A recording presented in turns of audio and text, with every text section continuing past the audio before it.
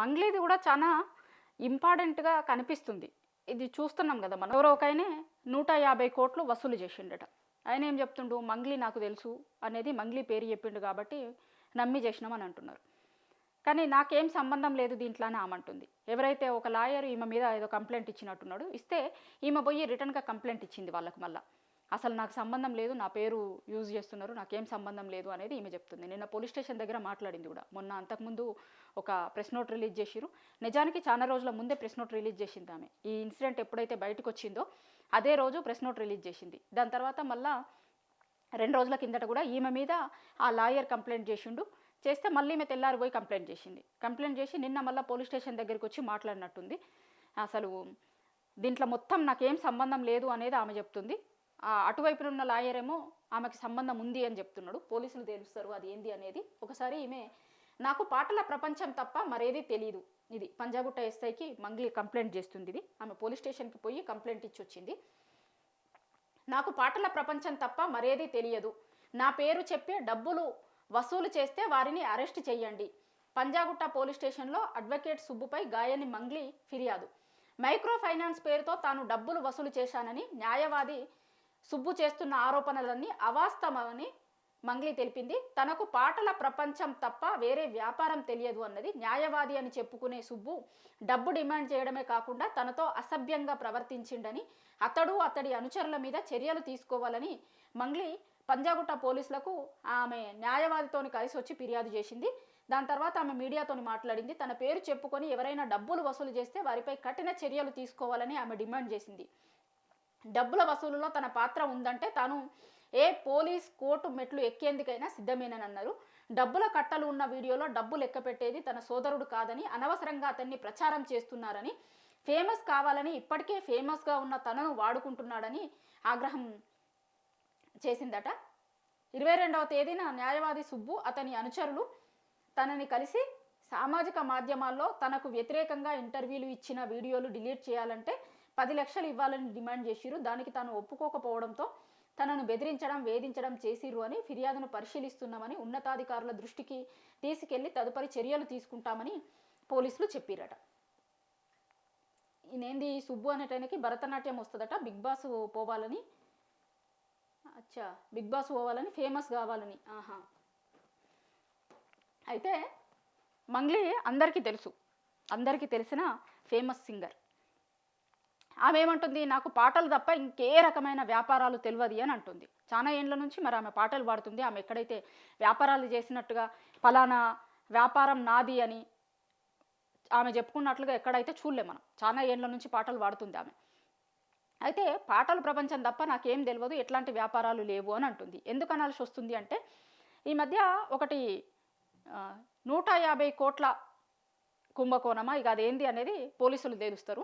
Micro finance పేరుతోనే డబ్బులు వసూలు చేసారు చాలామంది దగ్గర. వీళ్ళు 4 లక్షలు, 5 లక్షలు, 10 లక్షలు అట్లా వసూలు చేసి మీకు డబల్ ఇస్తాము అని, ఇంట్రెస్ట్ ఇస్తామని ఇట్లా ఆశ పెడతారు కదా.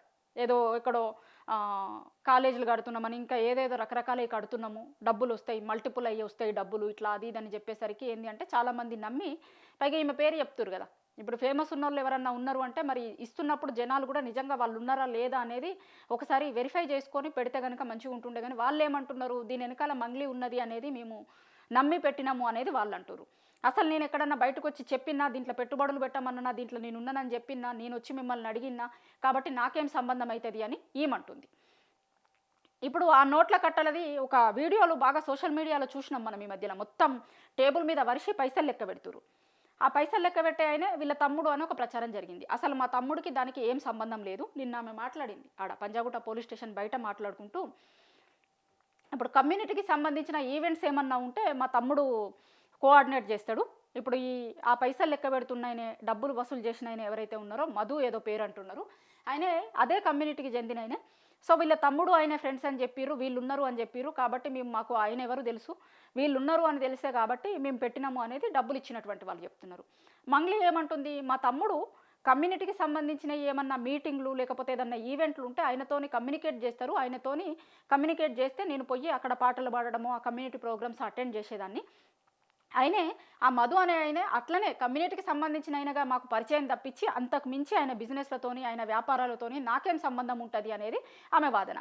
ఆ ఫోటోలు వీడియోలలో వస్తున్నటువంటిది ఒక ఆయనే లెక్క పెడుతున్నాడు నిజంగానే డబ్బులు, చాలా డబ్బులు ఇట్లా మొత్తం టేబుల్ మీద వరిసి ఉంటాయి, పైసలు లెక్క పెడుతురు. ఆ పైసలతో నాకు సంబంధం లేదు, అసలు ఆ ఫోటోలో వీడియోలలో ఉన్నది నా తమ్ముడు కానే కాదు అని అంటుంది. మా తమ్ముడు ఆ ఈవెంట్స్ ఏమన్నా ఉన్నప్పుడు దానికి సంబంధించిన ఇన్ఫర్మేషన్ తీసుకుంటుండే, ఇంకా మిగతా వేరే రాష్ట్రాలలో చేసేటి లేకపోతే కాలేజీలలో ఇంకొకటి ప్రైవేట్ ఈవెంట్స్ ఏమన్నా ఉంటే నా మేనేజర్ చూసుకుంటాడు, కమ్యూనిటీకి సంబంధించింది మా తమ్ముడు చూసుకుంటాడు. మేబీ భాషా పరంగా వాళ్ళ కమ్యూనిటీకి సంబంధించి ఆ భాష యాక్సెస్ ఈజీగా ఉంటుంది కాబట్టి నా తమ్ముడు చూసుకుంటాడు అనేది ఆమె చెప్తుంది. సో దీని వెనకాల ఉన్నటువంటి వాళ్ళని కఠినంగా శిక్షించురని నేనే అడుగుతున్నా. ఎట్లాంటి వాళ్ళైనా సరే వదిలిపెట్టడానికి వీలు లేదు, వాళ్ళ మీద చర్యలు తీసుకొని నా పేరు ఖరాబ్ చేస్తున్నారు వీళ్ళందరూ అనేది ఏమంటుంది. ఒకరి మీద ఒకరు కంప్లైంట్లు ఇచ్చుకున్నారు. ఆయన మంగ్లీ మీద కంప్లైంట్ ఇచ్చిండు, ఈమె ఆ లాయర్ మీద ఇచ్చిండు. ఇప్పుడు ఈమె చెప్తుంది ఒకటి, ఏంది బిగ్ బాస్కి పోవాలని ఫేమస్ అవ్వాలని ఆయన ఇచ్చిండు అని అంటున్నది. ఆయనకి ఏదో భరతనాట్యం వస్తుందట, ఫేమస్ సెలబ్రిటీలతోని వాళ్ళతోని వీళ్ళతోని మాట్లాడుతున్నట్లుగా వాళ్ళతో నాకు పరిచయాలు ఉన్నాయి అన్న లెక్క చెప్పించుకోవాలని అనుకుంటా. ఆ లాయర్ కంప్లైంట్ ఇచ్చిన లాయర్, ఈమె మీద కంప్లైంట్ ఇచ్చిన లాయర్ ఉన్నాడు కదా. ఎందుకంటే బేసిక్గానే ఫేమస్ వాళ్ళ మీద ఏమన్నా కేసులు వేస్తే వాళ్ళ మీద మాట్లాడితే ఫేమస్ అవుతాము అనేది ఒకటి ఉంటుంది కాబట్టి ఆ ఫేమస్ అయ్యి బిగ్ బాస్కి పోవాలి అని అనుకుంటున్నాడు ఆయన. అందుకోసమని నా పేరు వాడుతున్నాడు, నా పరువు నా ప్రతిష్టలకి భంగం కలిగిస్తున్నారు, ఇది కరెక్ట్ కాదు అనేది మంగ్లీ చెప్తుంది.